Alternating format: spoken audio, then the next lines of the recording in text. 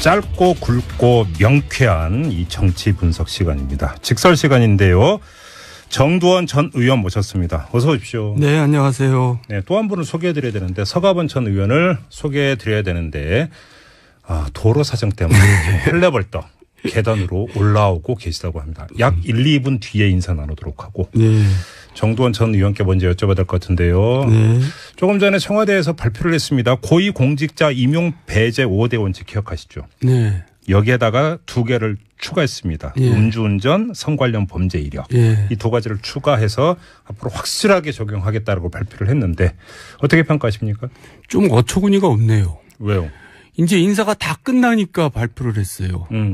그러니까 이제 뒷북이라고 그럴 수도 있고 사후 약방문이라고 그럴 수도 있는데 네. 좀 너무 좀 국민을 무시하는 게 아닌가 그런 생각이 근데 드네요. 이제 이 조각 단계에서 인사청문회 초기 국면에서 이게 문제가 되니까 그때 그 임종석 청와대 비서실장이 나와서 어떤 발표를 했냐면 이번 조각은 힘들겠지만 그러니까 그 대선 공약인 5대 배제 원칙을 좀 더 정교화해가지고 나중에 발표를 하겠노라 이렇게 이야기를 했거든요. 그러면 그때의 어떤 약속을 지킨 것 이렇게도 해석할 수 있지 않을까요? 글쎄, 근데 또 어떻게 하필이면 내가 인사가 다 끝나니까 발표하냔 말이에요. 그러니까 어제 홍종학 그 동안에 내가 이제 임명됐던 사람 중에서 이 걸린 게 많거든요. 네.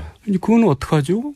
그러니까 이제 지나간 건 다 이제 불문하자 이제 그 얘기 아니에요. 앞으로가 되는 거죠. 앞으로. 예. 근데 또 내가 다 인사 다 끝나니까 딱 그렇게 발표하는 거는 너무 좀 유치한 것 같아요. 근데 자 그러면 논점을 하나로만 좁히겠습니다. 앞으로. 네. 이게 이제 진짜로 칼같이 지켜진다면 이것도 하나의 이제 전환점이 될 수 있는 것 아니겠어요? 근데 못 지킬걸요. 왜요? 왜냐면요. 예. 그거 지키다 보면 인사 못 해요. 그 정도란 말이에요, 정말. 에이, 진짜. 에이, 그래도 찾으면 제갈공명도 산속에 있었잖아요. 찾다 보면 있지. 적재적소 인사는 힘들죠.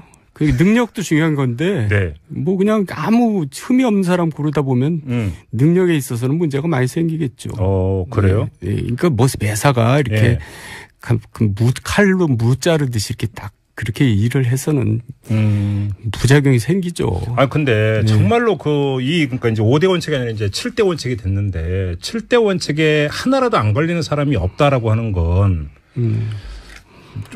너무한 거 아니에요? 우리나라 현실을 그래서 본인은 어떠세요? 저요? 그걸 안 걸려요? 저야 뭐. 일단 저는 청문회 설 이유가 전혀 없기 때문에. 근데 자기도 잘 몰라요. 그러니까 이제 걸린지 안 걸린지를. 네. 나도 옛날에 무슨 이사할 때 나온 계약서를 작성했는지 뭐 어떻게 했는지 잘 모른단 말이에요. 네. 지나간 시절을 어떻게 살았는지 잘 기억도 잘 안 나요. 예. 그러니까 이제 그게 과거 불문 이제 앞으로 이제 걸리는 사람은 이제 안 된다 이렇게 해야지. 그 과거를 다 하면은 인사하기 힘들 거예요. 그러니까 지금 2195님이 문자 주셨는데 청와대의 고위공직자 임용 기준에 대한 발표에 공감을 합니다만 그에 걸맞는 고위공직자 후보자들이 과연 얼마나 될런지 벌써부터 답답함이 밀려오면서 걱정이 앞서네요. 이렇게 이제 문자를 보내주셨는데요. 제 심정하고 똑같네요. 그렇죠. 네. 찾아낼 거라고 믿어야죠. 그러면 우리나라의 어떤 깨끗함의 지수가 조금 더 올라가는 것 아니겠습니까? 그러니까 이제 앞으로 이제 동지에 나갈 사람들이 이제 그런 걸 의식하면서 이제 하면 되지만 과거에 있는 사람들을 다 적용하려면 진짜 힘들 거예요. 그래요. 네. 알겠습니다. 이건 이 정도로 가름을 하도록 하고요. 지금 서가번 전 의원이 저기는 헐레벌떡 지금 뛰어들어오고. 네, 잘 됐네. 빨리 오셨네. 그냥 무시하고 우리끼리 둘만 얘기하고. 어제 저희가 왜냐면 서가번 전 의원하고 그러니까 전화 인터뷰를 가졌는데 홍준표 대표의 이른바 특수활동비 발언이 있지 않습니까? 충평부터 부탁드립니다. 오발탄입니까? 오발탄뿐만이 아니라 마구 꼬였어요. 그래서 본인은 지금 수습이 잘 안 되는 상황으로 보이는데. 수습이 안 될 지경까지 갔다? 일단 제 기억에 선명한 게 성완종 그 당시 사건 났을 때 본인이 뭐라고 얘기했냐면 내가 원내대표 때 특활비를 받아서 집에다 갖다 줬다. 그랬죠. 그 얘기를 왜 했냐면 굉장히 불리한 얘기잖아요. 그 얘기를 왜 했냐면 이제 어디 나갈 때 전당대 나갈 때 이제 등록금이 필요하잖아요. 기탁금. 이제 그걸 어디서 만들었냐 했더니 그렇게 해서 이제 만들었다. 맞아요. 그렇게 얘기했죠. 그러니까 자기한테 불리한 대답을 할 이유는 뭐냐면 일단 알리바이를 이렇게 막아치우려고 이제 그렇게 했단 말이에요. 네. 그러니까 이제 그게 지금 와서 이제 문제가 돼버린 거죠. 자승자박이 돼버린 거죠. 그럼 특활비를 결국 횡령한 게 돼버렸잖아요. 네. 그래서 그때도 저도 야 저렇게 무리하게 솔직히 얘기해도 되나? 이제 그때는 성완종 수사를 빠져나가기 위해서 그렇죠. 알리바이를 만들기 위해서 그렇게 이제 무리하게 얘기를 한 거죠. 예. 그러다가 지금 와서는 이제 뭐 죽도 밥도 안 되게 막 뒤죽박죽 돼버린 거죠. 이 관련해서 어제 그 사과반 전 의원과 전화 인터뷰를 했는데 지금 이제 스튜디오에 들어오셨습니다. 어떻게 숨 좀 고르셨어요? 죄송합니다. 이게 잘못 들었습니다. 생방의 묘미죠, 뭐. 어제 저희하고 이제 그 인터뷰했던 특활비 이야기 뭐 다시 되묻지는 않겠고요. 네네. 혹시 그 인터뷰된 데면 홍준표 대표로부터 뭐 전화 이런 거 안 받으셨어요? 지금 베트남 가셨대요. 알고 그래서. 있어요. 예. 뭐 국제 전화도 있으니까. 따로 못 받았습니다. 자, 그러면 이 그 특활비 문제는 이제 어떻게 정리가 되는 겁니까, 그러잖아. 그럼 앞으로. 그러니까 홍준표 대표 네, 그 문제. 네, 지금 지금 외국 가서 시간을 좀 번다고 생각을 하겠죠. 여러 가지 지금 정 의원님 말씀하셨습니다마는 지금 꼬일 대로 스텝이 꼬일 대로 꼬여버렸잖아요. 네, 네. 여러 가지로 답답하겠죠. 뭐 방법이 따로 있습니까? 시간이 약이고. 예, 좀 잊혀졌으면 하겠죠, 뭐. 근데 이게 이제 어제 그 사과반 전 의원께서는 이 이야기를 꺼낸 주된 이유가 개인적인 사유가 있다. 왜냐하면 이게 이제 그 검찰이 이제 국정원 특활비를 수사를 하고 있는데 그 불똥이 자신의 그 특활비 받은으로까지 번질 것을 우려해서 선제적으로 차단을 한 것이다.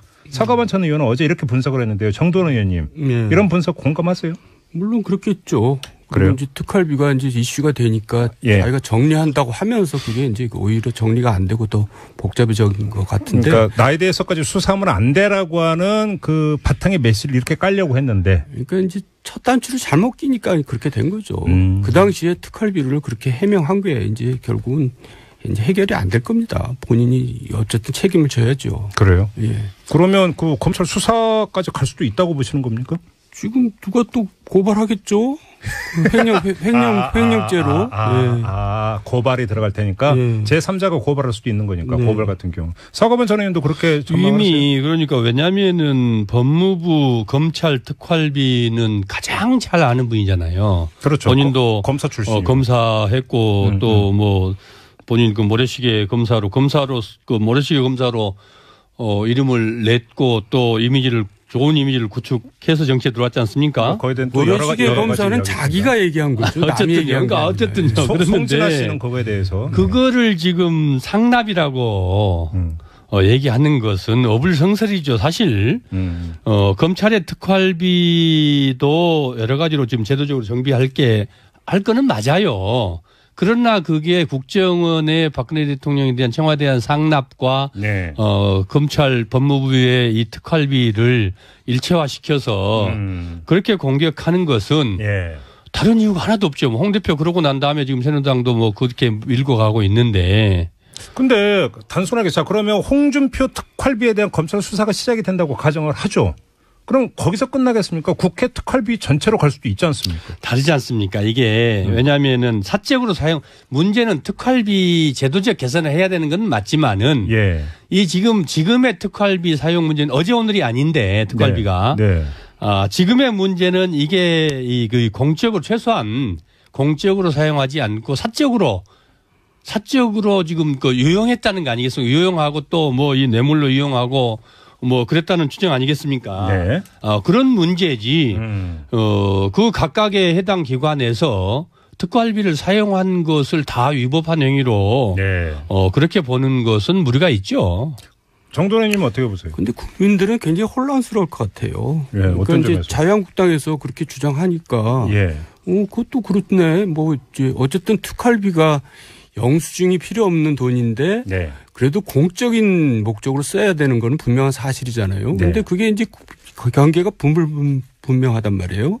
그러니까 이제 박근혜 대통령 전 대통령도 이제 그걸 조사를 할 텐데 법무부 같은 경우도 그거를 공적으로 썼는지 사적으로 썼는지 그것도 조사해봐야 아는 거지. 그걸 어떻게 알겠어요? 그럼 수사가 불가피하다. 그리고 이제 국회도 다 마찬가지. 그래서 이번 기회에 특활비에 대해서는 정말 이제 이슈가 된 마당에 네. 정리를 하고 넘어갈 필요가 있어요. 근데 이제 그걸 꼭 누굴 표적을 삼아서 누구를 어떻게 하려고 구렁텅이에 빠뜨리려고 그렇게 이제 할 필요는 없고 네. 이제 기준을 마련하고 엄격하게 좀 너무나 부풀린 것은 많이 축소시키고 이제 그런 계기를 만들어야 되겠죠. 두 분도 어찌 보면 이제 국회 그 경험을 오래 하셨으니까. 예. 국회 특활비를 아예 원천적으로 없애는 것에 대해서 어떻게 생각하세요? 글쎄, 이제 정보기관 특활비는 정말 이제 필요한 부분이 있을 겁니다. 네. 근데 이제 국회 특활비는 업무 추진비가 이제 있고 특활비가 따로 있고. 아니, 그러니까 업무비 주는 거 누가 네. 뭐라고 안 하겠는데. 네. 받을 추진비 받아야죠. 그러니까 그래서 뭐 상임위원장에다 간사들이 일을 더 하니까 네. 그거에 대해서 뭐라는 고민 없을 거라고 생각하는데 그럼 걸로 가고 특수활동비 없어도 되잖아요. 그거를 오히려 그러니까 지금 말씀 주신 대로 좀 분명하게 정리를 해서 네. 역할에 맞게 네. 그럼 수당이면 수당 네. 그렇게 공식화해서 주는 게 맞지. 그게 이제 과거에 권위주의 시대 때 아마 네. 그래서 그랬는지 어떤지 잘 모르겠습니다만은 네. 그런 것들이 관행처럼 내려왔는데 사실 상임위도 상임위원장에 따라서 네. 야당 간사 여야 간사들한테 100만 원씩 특활비로 100만 원씩 준 사람들도 있고 저 같은 경우는 제가 재선하는 동안에 간사를 한 10개 했어요. 그런데 실제로 지금 자유한국당이죠. 옛날 새누리당. 네. 위원장을 많이 모시고 했는데. 네. 진짜로 새누리당 위원장들한테는 100만 원씩은 못 받아봤어요. 아니, 그러니까 우리 당 위원장들은 대부분 주더라고요. 그러니까 이것도 안 맞잖아요. 업무 경비로 그냥 명확하게. 그럼요. 특활비 없애고 명확하게 그런 것들을 제도를 만들어서 그 역할 하신 분들한테 그 업무 추진비로 주면 되죠. 네. 네. 정 의원님 어떻게 된 거세요? 저 같은 경우도 상임위원장 하면서 이제 특활비가 나왔을 텐데 사실 저는 그걸 현찰로 이렇게 받아본 적은 없고 예.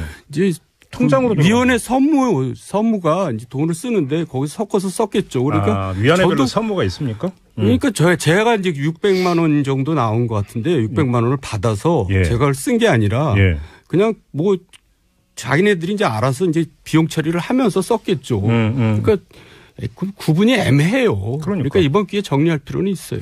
알겠습니다. 이 특활비 관련해서 하나만 더 짧게 여쭙고 다른 주제로 넘어가겠는데 이제 자유한국당 같은 경우는 국정원 특활비하고 검찰 특활비가 뭐가 다르냐 이렇게 주장을 하던데 다르다라는 반박도 있고요. 근데 여기에 대해서 지금 재론하자는 이야기가 아니고 지금까지 검찰의 수사 진행 상황을 보면은 국정원에 상납된 돈이 개인적으로 쓰였을 가능성 이걸 전제로 한다면 오히려 홍준표 특활비가 성격이 비슷한 거 아닙니까? 그럼 본인이 그렇게 얘기했잖아요. 그러니까 본인이 집에다 갖다 줬다고. 그러니까 국정원 특활비하고 홍준표 특활비가 성격이 같은 거 아닌가요? 그건 공무로 쓰지 않았다는 얘기를 본인이 한 거죠. 그러니까요. 예. 그러니까 그거 빼도 박도 못 하는 거죠. 그러니까 짬짬이로 네. 그냥 그렇게 어디다 썼는지 보고를 안 했으니까 네. 그럴 수 있지만 그러나 본인이 부인에게 갖다 줬다고 그래서 사적으로 썼다고 고백을 한 거 아니겠습니까? 예. 그 고백은 면책이 되는지 고백이라고 해서 면책이 되는 건 아니잖아요. 그렇죠. 예. 정상 참작은 좀 될 수가 있어요. 일회라고 준 돈입니다. 그러니까 그 고백을 왜 했냐면 아까도 얘기했지만 그렇죠. 성완종 사건에 알리바이를 만들기 위해서 고백을 한 건데 그러니까 이게 성완종 사건에까지 영향을 또 미칠 수가 있죠. 그러니까. 예. 이게 물고 물리네. 그렇죠. 그러니까 대부분에서 판단할 때 이건 뭐냐 다시 한번 생각하지 않겠어요? 알겠습니다. 자, 오늘 여쭤볼 게 많은데 이거는 여권 인사인 서가번 의원께 여쭤보겠는데요. 정무수석 누가 하는 겁니까? 지금 이제 좀 며칠 안 됐지 않습니까? 예. 참고로 전병헌 전 수석에 대한 구속영장은 청구가 됐다는 소식이 있었고요. 그래서 저도 오면서 뉴스에 들었습니다만은 안타까운 일이죠. 그런데 정무수석이 사실 지금과 더군다나 이게 정무수석이 이제 주로 대통령을 정무적으로 보자 하는 거예요. 정무적이라면 제일 큰 게 여의도 국회 아니겠습니까? 그렇죠. 네, 정치권이고 또 밖에 시민사회까지 다 있는데 지금은 또 시민사회 수석 따로 있어요. 네. 그래서 주로 이제 정무적 보좌를 하는 데인데 네. 지금같이 여소야대 전국에서 협치가 중요한 때 사실 정무수석의 역할이라는 게 대단히 중요하죠. 네. 또 그만큼 또 신중할 수밖에 없습니다. 그러니까 누가 될 것 같냐니까. 그걸 어떻게 지금 알겠어요? 저도 모르죠. 언론에 나와 있는 거 보니까 지금 이제 전직 의원들 중에서 네. 청와대 들어가 있는 분들. 강기정 전 의원은 광주 광해시장 도전하는 게 거의 확실하죠. 지금 뭐 맹렬히 선거운동 하고 그러니까 있다고. 이제 청와대 들어가면 출마 못하니까 그건 아닌 그렇습니다. 거고. 뭐 박수현 대변인 얘기도 나오는 것 같던데 또 본인은 고사했다고 하니까. 그리고 지금 충남 뭐 지사 도전. 예. 그럼 이 두 분은 아니고. 그러니까요. 예. 나머지 또 몇 분 더 계시죠. 예. 정두환 전 의원님 어떻게 전망하세요? 그거에 익명 한번 알지 뭐 좀만 기다리면 되잖아요. 근데 우리가 알지도 못하는 걸 뭐 어떤 사람이 정무수석을 해야 된다고 그렇죠. 그런 얘기가 필요하죠. 어떤 사람이라고 생각해요? 정무수석이 이제 뭐 국회 여당 뭐 야당 이제 상대하지만 그것보다도 중요한 게 전략적 판단을 해야 되거든요. 그러니까 꼭 모든 그 정부 업무에 대해서 그런 전략가적인 입장에서 대통령한테 조언을 하려면 굉장히 대통령하고 격이 없는 사이가 되고 또 여야를 접촉할 때도 무게감이 있어야지 그게 접촉이 되죠. 그냥 연락병 역할만 해갖고 접촉이 일이 되겠어요. 특히 좀 야당하고 얘기가 좀 통하는 사람이 해야 되는 거죠. 특히. 그러니까 야당하고 얘기가 되려면 대통령이 무게를 엄청 실어줘가지고 대통령과 격이 없이 이 사람 얘기하는 게 대통령 얘기하는 거랑 마찬가지라는 느낌을 주도록 말 그대로 대통령 대리인 느낌을 그게 여야 협상하는 데나 여러 가지 대화도 도움이 되지. 그냥 청와대 입장만 전달하고 오고 뭐 그게 무슨 아무나 해도 되죠. 그러니까 그게 누구냐고. 그러니까 그런 사람을 이제 해야 된다는 얘기인데. 궁금하니까. 그러려면은 정말 대통령한테 아니되옵니다. 그건 그렇게 하지 마세요. 이렇게 할 수 있을 정도 사람이 돼야 된다고 생각합니다. 알겠습니다. 근데 정무수석의 역할이 그 대통령 국정운영에서 그렇게 중요한 어떤 그 포진을 차지한다고 봐야 되는 건가요? 어떻게 봐야 되는 거예요? 중요하죠. 그래요? 예. 실제로 지금 말씀하신 것처럼 뭐 국정이 다 정치 아니겠습니까? 그렇죠. 예, 물론 각 수석 비서실장부터 청와대 참모들이 다 같이 수석회의하고 또 그렇지 않아도 또 이렇게 정무적 판단 모든 이 업무에서 정무적 판단이 빠질 수가 없습니다. 그렇지만은 그 정무적 판단을 주도적으로 업무로 하는 이 수석이거든요. 단순하게 아까 말씀드렸듯이 국회 여야 협치 뭐 여의도 그 국회만 이렇게 왔다 갔다 하는 게 아니고 그런 상황들까지 심지어는 인사도 그런 정무적 판단을 빠뜨릴 수는 없잖아요. 그렇죠. 또 정책 하나하나들이 이 정무적으로 그 국민들에게 미칠 영향들 이런 것들까지가 다 대통령을 보좌하는 그 정무적 업무에 들어가거든요. 그래서 범위도 넓고 또 그 만나는 이 사람들도 많고 영역도 넓고 그래서 그만큼 그 신중할 수밖에 없고 옛날에 그래서 정무수석이 왕수석이라고 그랬습니다. 자, 마지막 주제 하나만 좀 여쭙고 마무리하도록 하겠는데요. 정두환 전 의원께서 지겹다고 하셔갖고 뭐 질문 드리기가 무서워서. 근데 이것도 안 짚을 수가 없어갖고 국민의당 내용 있지 않습니까? 다른 거 다 빼고 어제 끝장 토론 끝났을 때 저희가 이상돈 의원하고 인터뷰를 했는데 이상돈 의원이 이제 그 말씀하신 하나만 좀 제가 여기서 질문을 대신하겠는데요. 자, 국민의당에서 이제 호남권 의원들은 더불어민주당 돌아가고 남은 사람들하고 바른정당 의원들이 통합을 해서 제3정당으로 갈 것이다. 라는 전망에 대해서 어떻게 생각하시냐 그랬더니 아니라는데요. 이상돈 의원은 아니라고 하고 호남권 그러니까 물론 직접적으로 그렇게까지 이야기는 표현을 하지 않았습니다만 왜 유당을 버리고 가겠느냐. 남아서 아마 계속 갈 것이다. 이렇게 이야기를 하던데 정돈 의원님 어떻게 생각하세요? 저는 일관되게 결국 갈라질 것 같아요. 그래요? 왜냐하면 지금 그런 내용이 왜 벌어지냐면 다음 총선에서 살아남기 위해서 벌어지고 있거든요. 근데 지금 국민의당에서 있어가지고 호남에서 당선이 되겠어요. 그러니까 이제 민주당 쪽으로 가고 싶은 게 지금 굴뚝 같죠. 그러니까 결국 그 수순을 밟고 있는 거예요. 그 시나리오대로 갈 것이다. 서가번 의원님 어떻게 실제로 보세요? 안철수 대표와 그다음에 박지원, 정동영, 천정배 의원을 필두로 하는 호남계 이른바 그 의원들의 생각은 지금 정 의원님 말씀하신 대로 정반대라는 게 확인이 어제로 확실히 된 거 아니겠습니까? 이른바 심리적 분당. 그렇습니다. 그러면은 이거를 이제 이 당을 누가 깨고 나갈 것이냐. 이 문제가 있는데 안철수 제가 보기에 오늘 뭐 언론에서 대부분의 언론들이 이렇게 분류를 해놨더라고요. 뭐 통합파, 뭐 반환파, 뭐 이렇게 해놨는데 보니까 실제로 안철수 의원 쪽이 제일 대표 쪽이 작아요. 실제로는.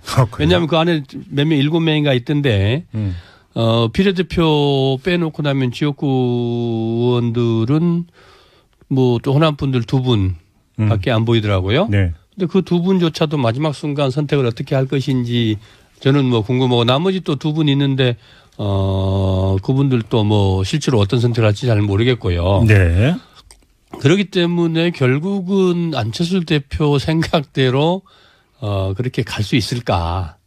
그러면 논의를 모아낼 수 있을까? 한 걸음만 더 나가서 오히려 안철수 대표 쪽에서 당을 박차고 나가는 시나리오는 어떻게 보세요? 그러니까 오히려 그렇게 되지 않을까 싶어요. 오히려? 정말 본인이 정치를 본인 말대로 2당이 돼서 네. 또 대선을 승리로 이끌고 대선까지 승리로 이끌겠다는 각오를 가진다면 네. 다시 또 민주당에서 뛰쳐나가듯이 그 국민당에서 나가서 유승민 바른당에 이제 몇 분이 남을지 모르겠습니다만은 유승민 계하고 같이 합쳐서 새로운 뭔가의 정치 조직체를 만들지 않는 한 저분들을 좀 내보내고 당을 그대로 가지고 갈 수 있다. 저는 제 경험으로 보면은 이런 분석의 바탕에는 네. 어찌 보면 이제 그 세력 분포나 볼 때 오히려 그 호남권 의원들이 더 다수고라고 하는 전제가 깔려 있는데 이해관계가 더 명확하죠. 근데 문제는 그 범위를 현역 의원으로 한정하는 게 아니라 지역위원장이나 당원으로 만약에 확장을 하면 통합 결의를 하고 이렇게 하면 그렇게 가야 될 거 아닙니까? 오히려 그 안철수 대표 쪽이 더 많다고 봐야 되는 거 아닌가요? 그 힘으로 밀어붙이려고 하지 않겠어요? 제 말씀은 이제 그리 되면은 결국은 원내 교섭단체를 누가 구성하냐는 거거든요. 네. 결국은 안철수 대표계와 유승민 대표계가 합쳐서 원내 교섭단체를 구성할 수 있으면은 지금 우리 앵커님 말씀대로 논리가 성립하는데 그렇게 밀어붙일 것이다. 지금 이른바 반 안철수계 쪽에서 교섭단체를 구성할 수만 있으면 네. 그 반대 논리가 되는 거죠. 알겠습니다. 이제 그 시간이 얼마 없어서 마무리는 정두원 전 의원께 부탁드려야 될 것 같습니다. 예, 안철수 대표가 이제 마지막 정치적인 카드로 이제 통합을 추진하고 있는데 네. 이제 이것도 못하면 이제 집에 가셔야 돼요. 이제 더 이상 정치권에서 할 역할이 없는 것 같아요. 이제 트러블 메이커만 되고 마는 거죠. 그래서 본인을 위해서도. 예. 이제 집에 가실 준비를 하시는 게 좋지 않을까 이렇게 전 충원을 드립니다. 잠깐만요. 진짜로 이 다리를 불살라 버리는 수가 있잖아요. 이제 불살라 버린들 뭐 무슨 의미가 있겠어요. 본인은 대통령의 꿈을 아직도 못 버리고 있는 것 같은데. 17대 때 벌써 이제 문국현 분도 계셨어요. 네. 비슷하죠. 안철수 장조한국당. 예, 장조한국당. 알겠습니다. 아무튼 초미와 관심사인데 아직은 ING 현재 진행형인 것 같아요. 뭐 직선에서 다시 얘기될 수도 있습니다. 너무 지겹다고 하지 마시고요. 네. 자, 오늘 직선 이렇게 마무리하도록 하겠습니다. 서가번 전 의원 그리고 정두원 전 의원 두 분과 함께했습니다. 고맙습니다. 수고하셨습니다. 감사합니다. 홍한정 수사를 빠져나가기 위해서, 그렇죠, 알리바이를 만들기 위해서 그렇게 이제 무리하게 얘기를 한 거죠. 예. 그러다가 지금 와서는 이제 뭐 죽도 밥도 안 되게 막 뒤죽박죽 돼버린 거죠. 이 관련해서 어제 서가번 전 의원과 전화 인터뷰를 했는데 지금 이제 스튜디오에 들어오셨습니다. 어떻게 숨 좀 고르셨어요? 죄송합니다. 이게 잘못 들었습니다. 생방의 묘미죠, 뭐. 어제 저희하고 이제 인터뷰했던 특활비 이야기 다시 되묻지는 않겠고요. 네네. 혹시 인터뷰된 데면 홍준표 대표로부터 뭐 전화 이런 거 안 받으셨어요? 지금 베트남 가셨대요. 알고 그래서. 있어요. 예. 뭐 국제 전화도 있으니까. 따로 못 받았습니다. 자, 그러면 특활비 문제는 이제 어떻게 정리가 되는 겁니까? 그러면 앞으로. 그러니까 홍준표 대표. 네, 그 문제. 네, 지금 외국 가서 시간을 좀 번다고 생각을 하겠죠. 여러 가지 지금 정 의원님 말씀하셨습니다마는 지금 스텝이 꼬일 대로 꼬여버렸잖아요. 네, 네. 여러 가지로 답답하겠죠. 뭐 방법이 따로 있습니까? 시간이 약이고. 예, 좀 잊혀졌으면 하겠죠, 뭐. 근데 이게 이제 어제 서가번 전 의원께서는 이 이야기를 꺼낸 주된 이유가 개인적인 사유가 있다. 왜냐하면 이게 이제 검찰이 이제 국정원 특활비를 수사를 하고 있는데 그 물동이 자신의 특활비 발언으로까지 번질 것을 우려해서 선제적으로 차단을 한 것이다. 서가번 전 의원은 어제 이렇게 분석을 했는데요. 정두원 의원님, 이런 분석 공감하세요? 물론 그렇겠죠.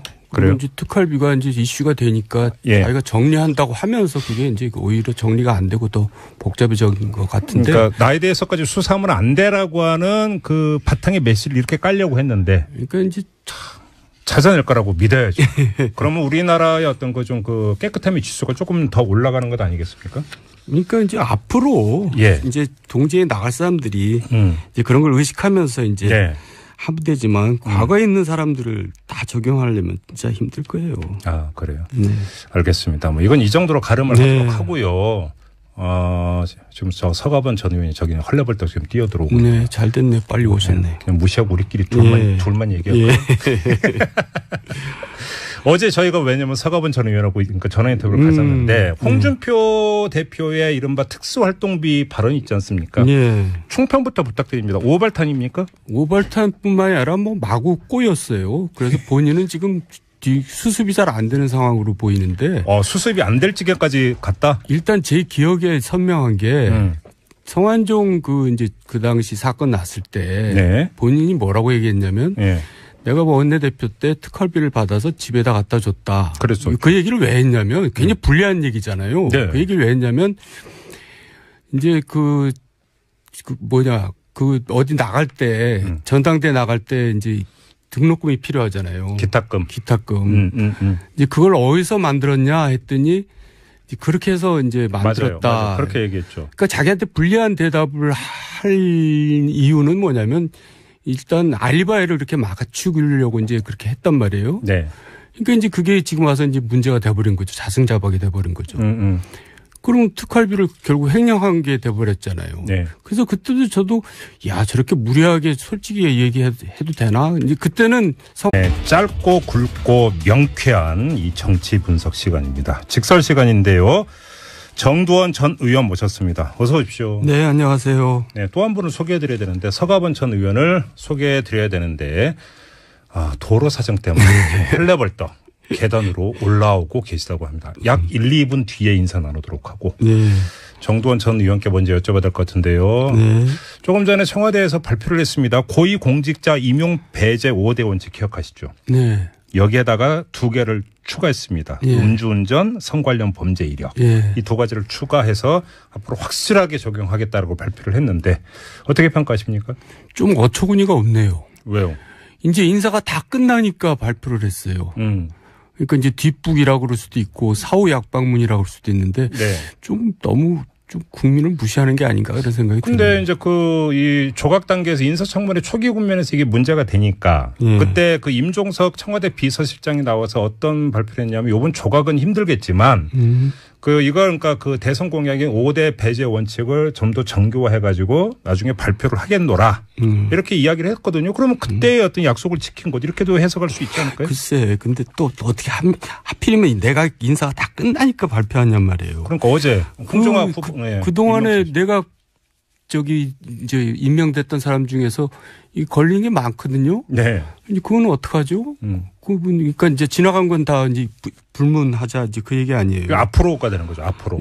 근데 또 내가 다 인사 다 끝나니까 딱 그렇게 발표하는 거는 너무 좀 유치한 것 같아요. 근데 자 그러면 논점을 하나로만 좁히겠습니다. 앞으로. 첫 단추를 잘못 끼니까 그렇게 된 거죠. 그 당시에 특활비를 그렇게 해명한 게 이제 결국은 이제 해결이 안 될 겁니다. 본인이 어쨌든 책임을 져야죠. 그래요? 그러면 그 검찰 수사까지 갈 수도 있다고 보시는 겁니까? 지금 누가 또 고발하겠죠? 횡령죄로. 고발이 들어갈 테니까 제3자가 고발할 수도 있는 거니까 고발 같은 경우. 서가번 전 의원도 그렇게 이미 그러니까 왜냐하면은 법무부 검찰 특활비는 가장 잘 아는 분이잖아요. 그렇죠. 본인도 검사 출신. 검사했고 또 뭐 본인 그 모래시계 검사로 그 모래시계 검사로 이름을 냈고 또 좋은 이미지를 구축해서 정치에 들어왔지 않습니까? 거기에 대한 모래시계 검사는 자기가 얘기한 거죠. 어쨌든요. 송진아 씨는 그거에 대해서 그거를 지금 상납이라고 얘기하는 것은 어불성설이죠. 사실 검찰의 특활비도 여러 가지로 지금 제도적으로 정비할 거는 맞아요. 그러나 그게 국정원의 박근혜 대통령에 대한 청와대에 대한 상납과 검찰 법무부의 이 특활비를 일체화시켜서 그렇게 공격하는 것은 다른 이유가 하나도 없죠. 홍 대표 그러고 난 다음에 지금 새누리당도 뭐 그렇게 밀고 가고 있는데. 근데 단순하게 자 그러면 홍준표 특활비에 대한 검찰 수사가 시작이 된다고 가정을 하죠. 그럼 거기서 끝나겠습니까? 국회 특활비 전체로 갈 수도 있지 않습니까? 다르지 않습니까? 이게 왜냐하면은 사적으로 문제는 특활비 제도적 개선을 해야 되는 건 맞지만은 예. 이 지금의 특활비 사용 문제는 어제 오늘이 아닌데 특활비가 네. 지금의 이게 이제 진짜로 칼같이 지켜진다면 이것도 하나의 이제 전환점이 될 수 있는 것 아니겠어요? 근데 못 지킬걸요? 왜요? 왜냐면요. 그거 지키다 보면 인사 못 해요. 그 정도란 말이에요, 정말. 에이, 진짜. 그래도 찾으면 제갈공명도 산속에 있었잖아요. 찾다 보면 있지. 적재적소 인사는 힘들죠. 그 능력도 중요한 건데. 네. 뭐 그냥 아무 흠이 없는 사람 고르다 보면 능력에 있어서는 문제가 많이 생기겠죠. 그래요? 네. 그러니까 뭐 매사가 이렇게 칼로 무 자르듯이 이렇게 딱 그렇게 일을 해서는 부작용이 생기죠. 근데 정말로 그러니까 이제 5대 원칙이 아니라 이제 7대 원칙이 됐는데 7대 원칙에 하나라도 안 걸리는 사람이 없다라고 하는 건 너무한 거 아니에요? 우리나라 현실을 그래서 본인은 어떠세요? 저요? 그걸 안 걸려요? 저야 뭐. 일단 저는 청문회 설 이유가 전혀 없기 때문에. 근데 자기도 잘 몰라요. 그러니까 이제 걸린지 안 걸린지를. 네. 나도 옛날에 무슨 이사할 때 나원계약서를 작성했는지 뭐 어떻게 했는지 잘 모른단 말이에요. 네. 지나간 시절을 어떻게 살았는지 잘 기억도 잘 안 나요. 예. 그러니까 이제 그게 과거 불문, 이제 앞으로 이제 걸리는 사람은 이제 안 된다 이렇게 해야지. 그 과거를 다 하면은 인사하기 힘들 거예요. 그러니까 지금 2195님이 문자 주셨는데 청와대의 고위공직자 임용 기준에 대한 발표에 공감을 합니다만 그에 걸맞는 고위공직자 후보자들이 과연 얼마나 될런지 벌써부터 답답함이 밀려오면서 걱정이 앞서네요. 이렇게 이제 문자를 보내주셨는데요. 제 심정하고 똑같네요. 그렇죠. 네.